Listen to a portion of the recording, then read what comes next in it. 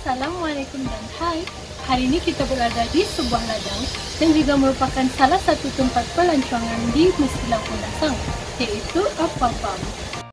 Secara amnya, Kundasang terkenal sebagai hak pengeluaran sayur-sayuran di Sabah dan terkenal dengan penanaman sayur di kawasan tanah yang bercerun.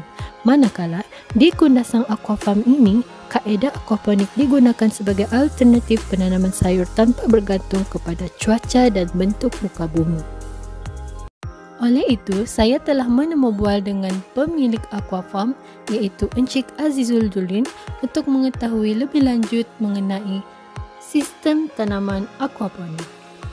Encik Azizul merupakan graduan daripada Universiti Malaysia Sabah dan memulakan pekerjaan di Aqua Farm pada tahun 2015. Aqua Farm menggunakan kaedah aquaponik sebagai kaedah penanaman sayur-sayuran dan juga penternakan ikan sekaligus dalam satu sistem yang sama, yang mana ikan kita ternak dalam suatu tangki ternakan dan kita bagi makan ikan tersebut dengan pellet.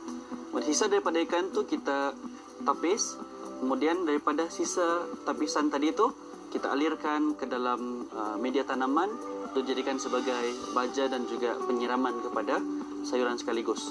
Di air yang akan kembali semula ke dalam ikan adalah air yang bersih. Nutrien yang berada di tanah sudah tidak mampu untuk menyuburkan sayuran kami lagi. Jadi perbezaan yang paling utama adalah dengan menggunakan teknik aquaponik ini, kita tidak akan kehabisan sumber nutrien.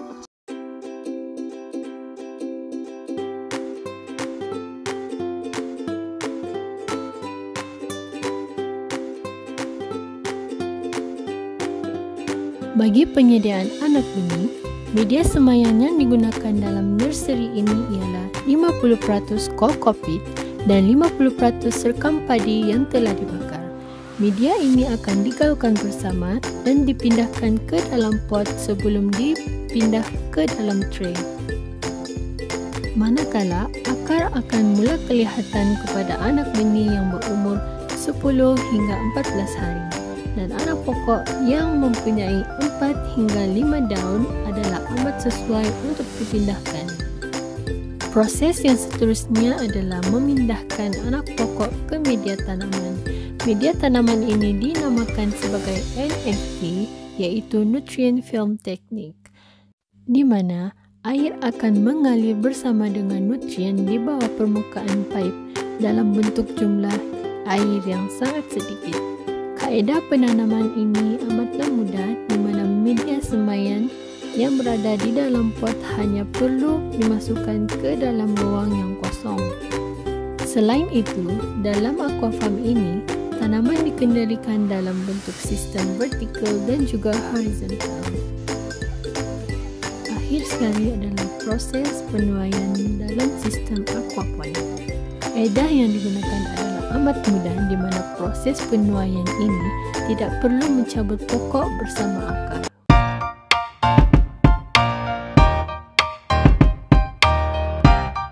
Sebagai kesimpulan, teknik aquaponik ini sebenarnya sesuai diaplikasikan di mana-mana sahaja untuk berbagai jenis keadaan bentuk muka bumi dan cuaca.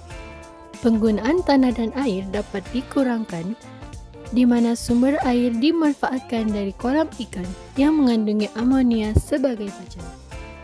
Sistem ini bukan sahaja memberikan manfaat dari segi penjimatan ruang, tetapi dari segi pengawalan penyakit dan juga menghasilkan produk tanaman yang berkualiti.